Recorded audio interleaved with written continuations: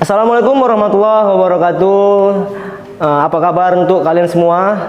Kita kembali lagi di materi Penjas, materi daring, karena kita batal tatap muka. Kita kembali lagi untuk belajar daring. Jadi setelah tahun baru ini kita mulai lagi belajar dengan materi yang baru. Materi kita yang sebelumnya sudah kita tinggalkan di semester 1. Kali ini kita masuk di materi semester 2. Yang pertama kita pelajari adalah materi kebugaran jasmani. Apa itu kebugaran jasmani?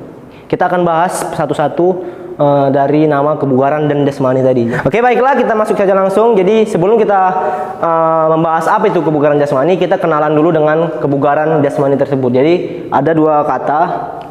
Yang pertama adalah kebugaran, yang kedua adalah jasmani. Oke, di sini ada kebugaran dan ada jasmani. Apa itu kebugaran? Bugaran itu adalah kalimat awalnya adalah bugar. Bugar, ya. Untuk kalimat umum bugar tersebut, kita pernah mendengar kalau kita mau sehat, tubuh kita itu harus bugar, ya. Jadi bugar ini sebenarnya meliputi dari bahasa Inggris kebugaran ini sebenarnya adalah fitness, ya. Fitness itu, di dalam fitness itu ada namanya kekuatan,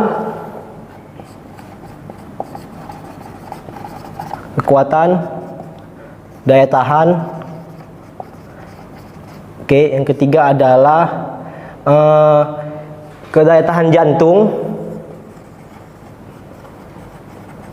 jantung dan paru. Oke, berikutnya adalah fleksibilitas atau kelentukan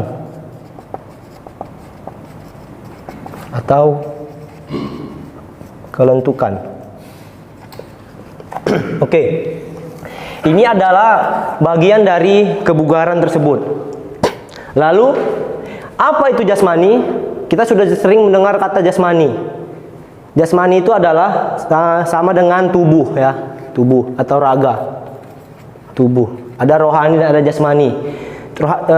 Kalau rohani itu adalah bagian yang tidak terlihat dari tubuh kita. Lalu jasmani itu adalah bagian yang terlihat dari tubuh kita atau badan tubuh kita. Jadi pengertian dari kebugaran jasmani tersebut adalah meliputi 4 poin tadi ini. Lalu pengertiannya adalah kebugaran jasmani adalah suatu kondisi tubuh menahan beban fisik yang tidak sampai merasa berlebihan dalam kelelahan. Atau maksudnya artinya adalah kebugaran jasmani adalah kondisi tubuh dalam menahan beban fisik tetapi tidak menimbulkan kelelahan yang berlebihan, ya. Oke. Di sini itu adalah pengertian dari kebugaran jasmani. Oke. Sebelum kita masuk ke kebugaran, ke kekuatan, daya tahan jantung dan flexibility, ada namanya, kita harus tahu sebelum ini kita harus mengerti tentang nadi kita. Nadi. Apa itu nadi? Nadi itu adalah yang di sini dimaksud nadi, kita harus tahu nadi itu tadi adalah kecepatan jantung kita berdetak saat kita melakukan aktivitas kebugaran jasmani tersebut, ya. Jadi kita tidak untuk pertemuan kali ini kita tidak fokus di bagian jenis-jenisnya ini, tapi kita fokus tentang bagaimana kita siap dalam melakukan aktivitas kebugaran jasmani tersebut, ya. Dalam menghitung denyut nadi ada namanya denyut nadi maksimal, ya. Ada namanya denyut nadi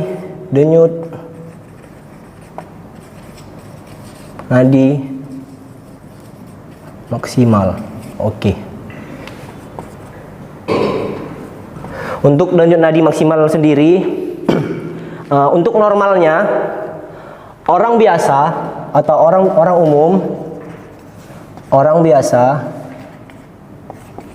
biasanya memiliki detak nadi antara 60 sampai 100 per menit.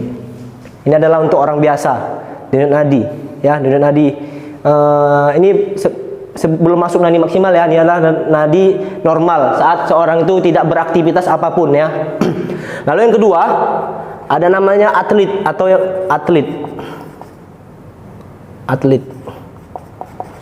Oke.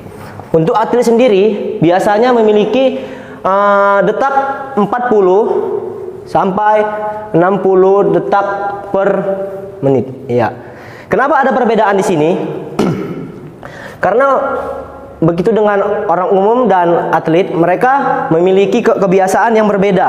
Jadi, kalau orang biasa itu tidak ada namanya aktivitas latihan yang berlebih. Sementara atlet memiliki aktivitas yang berlebih ya. Oke. Ini adalah nadi normal ya. Nadi normal untuk nadi istirahat atau sebelum melakukan apapun. Misalnya kalau baru bangun tidur, Anda bangun tidur lalu Anda pegang bagian nadi, Anda hitung dalam semenit. Dalam semenit itu misalnya nadi Anda lebih dari 100, atau kalau Anda biasa adalah orang biasa, misalnya nadi Anda baru bangun tidur itu 120 per menit. Oke, bagaimana cara menghitung supaya cepat kita tahu berapakah dalam 1 menit itu kita detak jantung kita? Bagaimanakah cara cepatnya? Cara cepatnya adalah kalian ambil stopwatch atau jam yang ada stopwatchnya. Kalian minta tolong kepada saudara, adik atau apa, atau bisa dengan kalian sendiri. Kalian pertama pegang dulu bagian nadi, kalian cari ada detaknya. Ya pasti ada kalau masih hidup ya kan. Jadi kalian pegang dengan hitung selama 6 detik. Hitung selama 6 detik. Misalnya kalau 6 detik itu kalian mendapatkan 6 detak jantung, 6 nadi, detak nadi. Lalu untuk mendapatkan 1 menit, kalian kalikan 10. Berarti detak jantung kalian dalam 1 menit itu adalah 60. Berarti saat itu kalian berada di kondisi yang normal. Oke. Kalau misalnya kalian bangun tidur, kalian hitung 6 detik, denyut nadinya sampai 102 atau sampai 12, padahal kalian baru bangun tidur. Oke, kalian pegang, kalian kalikan 10 berarti 120, berarti kalian sedang berada tidak berada dalam kondisi yang normal. Atau mungkin bisa saja kalian malamnya begadang, atau mungkin saat itu kalian sedang demam atau mendapatkan sebuah penyakit atau gak enak badan atau kecapean, keletihan, itu adalah penyebabnya. Oke, untuk atlet sendiri saat dia mencapai lebih dari 60 saat bangun tidur, itu bukan kondisi yang berarti dia tidak dalam keadaan normal, tidak normal. Karena ini adalah hal, kalau dia dalam keadaan fit atau on fire atau dia keadaan sehat, dia bisa mendapatkan 40 sampai 60 detak per menit. Tapi kalau misalnya dia mendapatkan lebih atau 80, 90 atau tidak melebihi 100, dia masih dalam keadaan yang sehat atau normal ya. Oke, itu adalah detak nadi kita saat kita tidak beraktivitas apapun. Lalu kita bahas tentang bagaimana nadi maksimal kita. Nadi maksimal ya, nadi maksimal. Sampai berapa sih manusia itu bisa normalnya mendapatkan detak nadinya? Jadi ada rumusnya.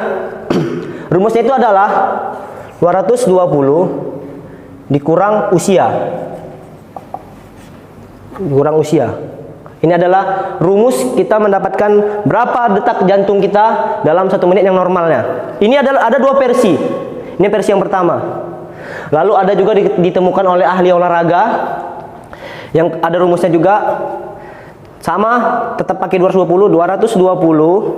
dikurang usia dikali 70%. Ini untuk yang umum. Maaf, bukan 70% ya, 80%. 80% untuk yang umum. Lalu 220 dikurang usia dikali 70% untuk yang atlet. Oke, atlet ya. Oke, ada perbedaan seperti yang saya bilang tadi karena bedanya kebiasaan sehari-hari mereka ya. Oke. Untuk yang ini, misalnya usia contohnya kita pakai 20 tahun biar lebih gampang menghitungnya ya. 220 dikurang 20 berarti hasilnya adalah 200. Oke. Cara mengetahui nadi maksimal kita berlebih atau tidak adalah dengan setelah kita melakukan aktivitas olahraga yang berlebihan, atau misalnya kalian sedang jogging. Saat kalian jogging, kalian harus menghitung dulu setelah melakukan aktivitas itu. Tandanya kalian harus berhenti olahraga atau berhenti melakukan aktivitas itu adalah kalian hitung nadi maksimal kalian. Kalian hitung 220, misalnya usia kalian 20, nadi maksimal kalian adalah 200 ya. Jadi setelah kalian beraktivitas, kalian hitung lagi dalam semenit, kalian hitung 6 detik, kalian hitung 6 detik, ternyata kalian mendapati jumlah detak nadi kalian itu adalah 21 ya dalam 1 menit. Sementara usia kalian masih 20 tahun. Dan kalian lihat, kalian sudah hitung nadi maksimal kalian itu adalah 200. Jadi, kalian dalam kondisi tersebut lebih baik kalian saat itu berhentilah atau istirahat sejenak, minum atau lebih bagus sih istirahat ya. Tapi untuk atlet dia memang harus biasanya kalau masih 220 itu masih dikompromikan atau masih dimaklumi ya. Oke, ini untuk di sini. Kita masuk yang kedua. Ada rumus yang kedua yang ditemukan oleh dokter ahli olahraga. Saya lupa namanya, tapi ini adalah rumusnya. 220 dikurang usia dikali 80%. Ini untuk umum ya. Oke, 220 kurang usia tadi kita pakai 20 tahun kali 80%. Oke, masukkan. Berarti 200 kali 80 sama dengan 16.000 ya, dibagi 100. Oke, nanti jadi 160. Oke, berarti untuk usia 20 tahun kalau menurut rumus ini nadi maksimalnya adalah 160 ya. Ini untuk nadi yang umum. Kalau untuk atlet, jika dia di usia 20, dia rumusnya berbeda lagi. 220 dikurang usia dikali 70%, berarti 200 kali 70 sama dengan 14.000 ya, dibagi 100 sama dengan 140. Berarti nadi untuk maksimal seorang atlet di usia 20 adalah 140. Oke, inilah cara menghitung nadi maksimal. Dan ini adalah nadi kita saat di normal ya. Oke, tambahan sedikit. Untuk jenis latihan tadi, misalnya kalian ingin mendapatkan hasil yang maksimal dalam mendapatkan kebugaran jasmani tadi, ini adalah hal yang penting dalam mendapatkan hasil yang maksimal untuk hasil latihan kalian tadi. Kalau kalian terlalu memaksa, tapi kalau masih di usia 20 memang masih bisa disarankan, tidak maksudnya masih boleh, misalnya dia melebihi ini usia apa tadi, maksimal nadi tadi. Tapi kalau dia sudah di usia 30 atau 40 atau 50, kalau dia sudah saat dia sedang melakukan aktivitas kebugaran atau aktivitas kegiatan misalnya jogging, berenang, mendaki atau apapun itu, saat dia sudah menghitung nadi maksimal dalam 1 menit, dia mendapatkan lebih dari nadi maksimalnya, disarankan lebih bagus untuk beristirahat ya. Oke. Mungkin sementara ini sampai di sini dulu materi kita untuk di pertemuan yang pertama. Kita sudah membahas tadi, yang pertama adalah pengertian kebugaran jasmani, yaitu kebugaran jasmani adalah kemampuan tubuh atau penyesuaian tubuh dalam beban fisik, menahankan beban fisik dengan tidak mendapatkan kelelahan yang berlebihan ya. Berarti saat melakukan itu dia tidak mendapatkan kelelahan yang berlebihan. Kenapa bisa terjadi kelelahan yang berlebihan? Dikarenakan nadi maksimalnya sudah melebihi batas ya. Oke. Lalu kita sudah ada tadi jenis nadi, ada namanya nadi normal. Nadi normal itu adalah ketika seseorang baru bangun tidur misalnya, atau dia sedang duduk, tidak ada beraktivitas apapun ya. Oke, sedikit lagi tambahan.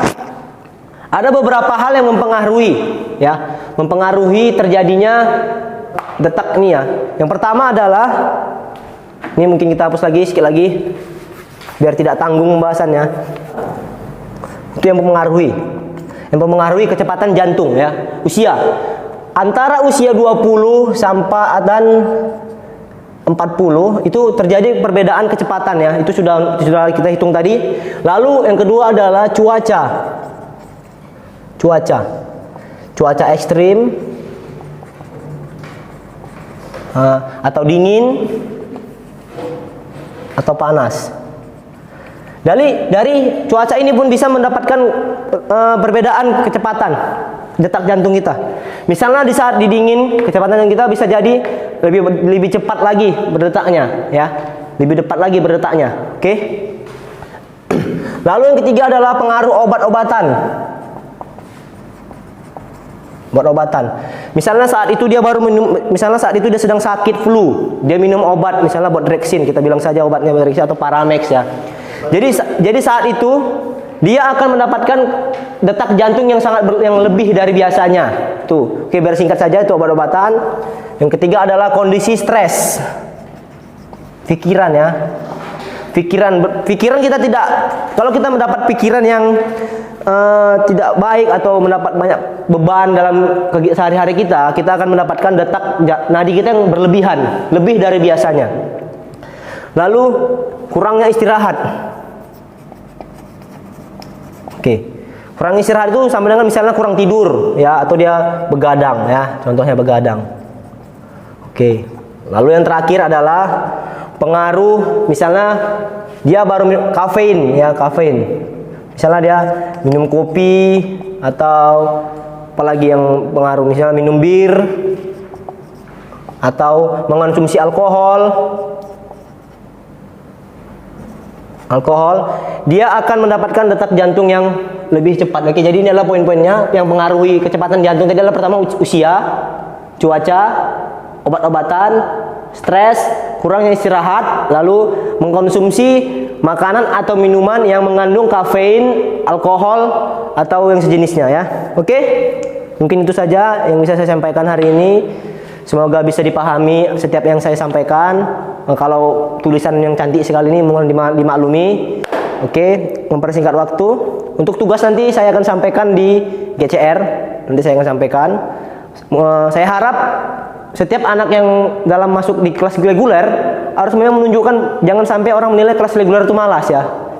Saya harap setiap tugas itu kalian kerjakan, karena bukan apa, nilai itu sangat berharga bagi kalian nanti, dan kami pun tidak akan mungkin sembarangan memberikan nilai kalau kalian tidak mengerjakan tugas. Oke, mungkin itu saja. Saya sudahi dengan Assalamualaikum warahmatullahi wabarakatuh.